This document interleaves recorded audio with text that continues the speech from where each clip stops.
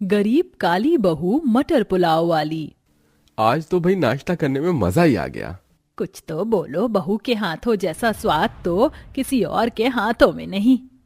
अमृता, तुम नाश्ता क्यों नहीं कर रही हो? आलू के पराठे तो तुम्हें बहुत पसंद है ना? हाँ पसंद है, लेकिन तुम्हारे हाथ के नहीं।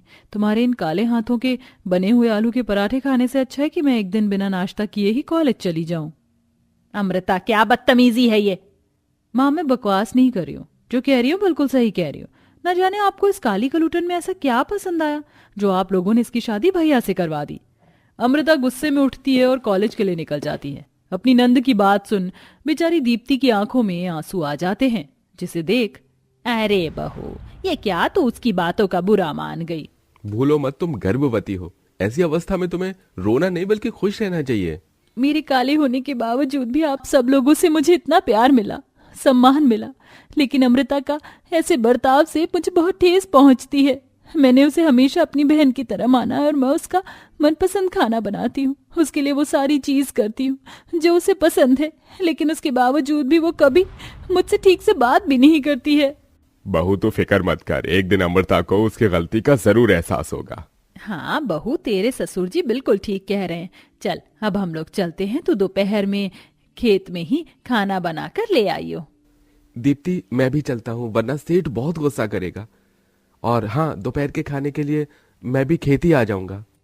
सभी लोग अपने अपने काम में निकल जाते हैं। जहां दीपक कंस्ट्रक्शन साइट पर घर बनाने का काम करता था, वहीं राजेश्वरी और मदन अपने ही खेत में मटर की खेती करते हैं। इनका ये मटर का खेत बिल्कुल इनके घर के पास ही था, इसलिए दीप्ति अक्सर खाना लेकर खेत में ही चली जाया करती थी।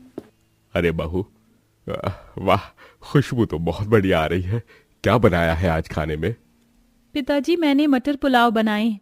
घर में सब्जी बनाने के लिए कुछ था नहीं, बस थोड़ी सी मटर रखी हुई थी, इसलिए सोचा दोपहर में सबके लिए मटर पुलाव बना दूं। सभी लोग खेत में लगे पेड़ की छांव में बैठकर मटर पुलाव खाने लगते हैं। दीप्ति, तुम्हारे हाथ के मटर पुलाव तो सच में बहुत ज्यादा स्वादिष्ट है। बहू, ऐसे मटर पुलाव तो मैं भी नहीं बना पाती हूँ जैसे तूने बनाए हैं। अपने मटर पुलाव की तारीफ सुन दीप्ति बहुत खुश होती है, जिसके बाद दीप्ति खेत से सीधा अपने घर आ जाती है कि तभी वहां दीप्ति की नंद अमृता आती है, जिसे देख दीप्ति जल्दी से अमृता के प्लेट में मटर पुलाव डालकर लेकर आती है। मैं जानती हूँ तुम मुझे पसंद नहीं करती हो, लेकिन खाने पर क्यों अपनी नाराजगी निकालनी? दीप्ति की बात सुन अमृता गुस्से में दीप्ति के हाथ से खाने की थाली लेकर उसे जमीन पर फेंक देती है और वहां से गुस्से में चली जाती है।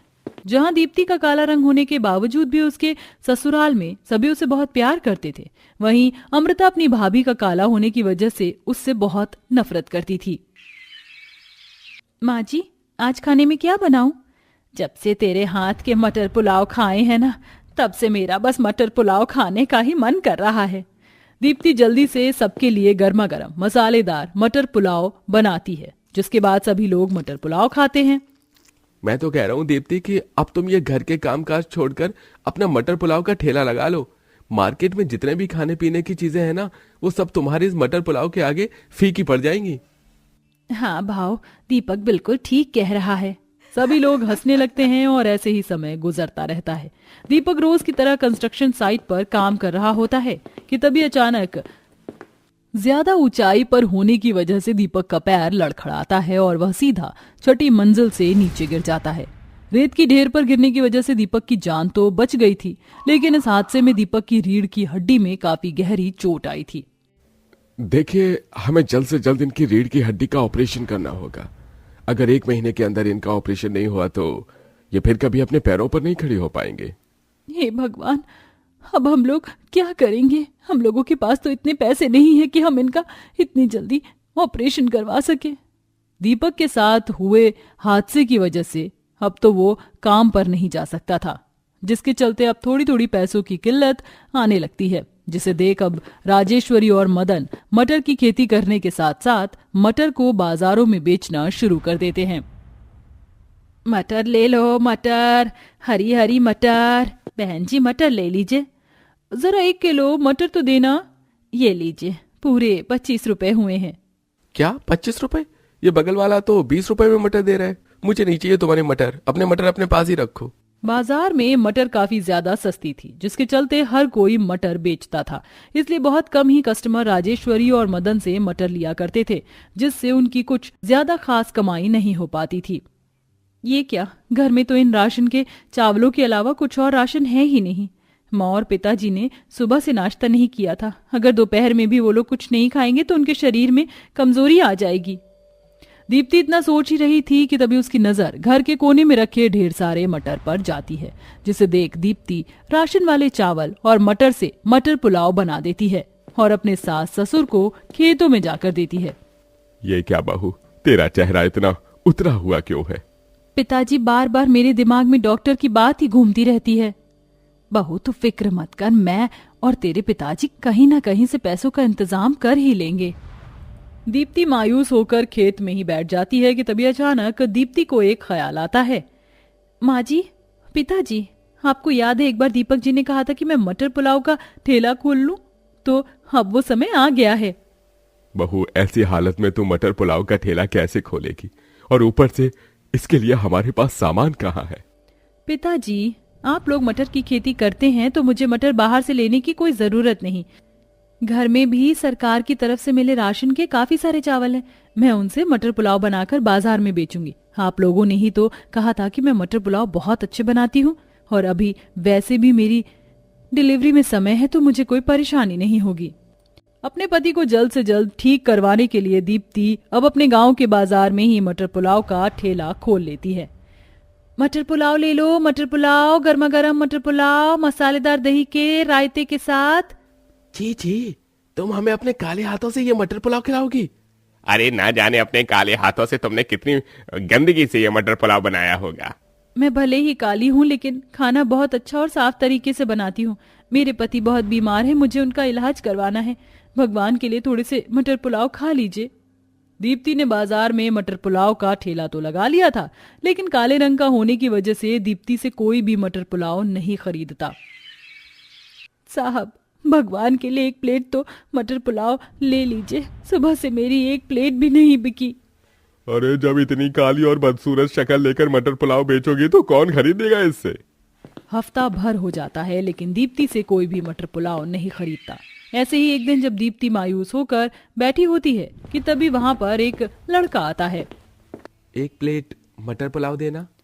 दीप्ति गर्मा गर्म उस कस्टमर को मटर पुलाव देती है। वह कस्टमर जैसे ही दीप्ति के हाथ का मटर पुलाव खाता है, अरे वाह, ये मटर पुलाव तो खाने में काफी ज्यादा टेस्टी है और काफी ज्यादा हेल्दी भी।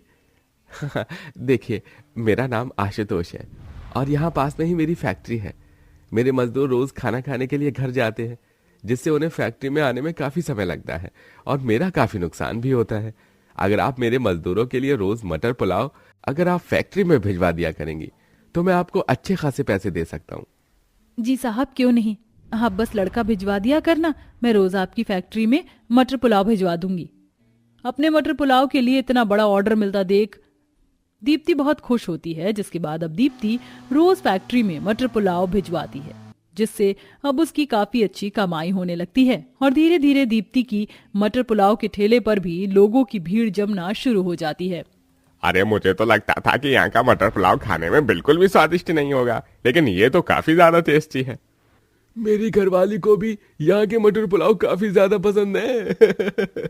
समय गुजारने के साथ साथ अब दीप्ति के डिलीवरी के दिन भी करीब आने लगते हैं।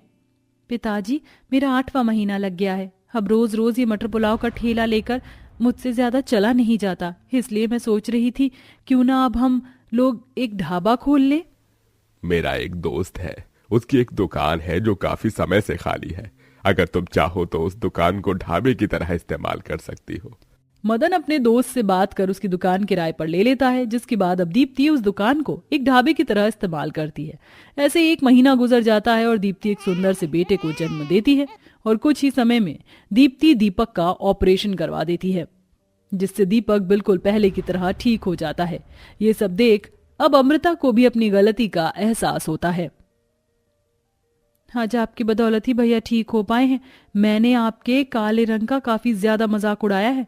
मैं जानती हूँ मैं आपकी माफी के लायक नहीं हूँ, लेकिन फिर भी मैं आपसे माफी मांग रही हूँ। अगर आप ना होती तो शायद भैया कभी ठीक नहीं हो पाते। अमृता को उसकी गलती का एहसास होता देख दीप्ति उसे बिना कुछ कहे ही माफ कर देती है, जिसके बाद अब सभी लोग मिलकर दीप्ति के साथ ढाबे पर मटर पुलाव बेचते हैं। समय गुजरने के साथ साथ वो छोटी सी किराए की दुकान एक बड़े से रेस्टोरेंट में बदल जाती है और अब सभी एक साथ खुशी खुशी रहते हैं।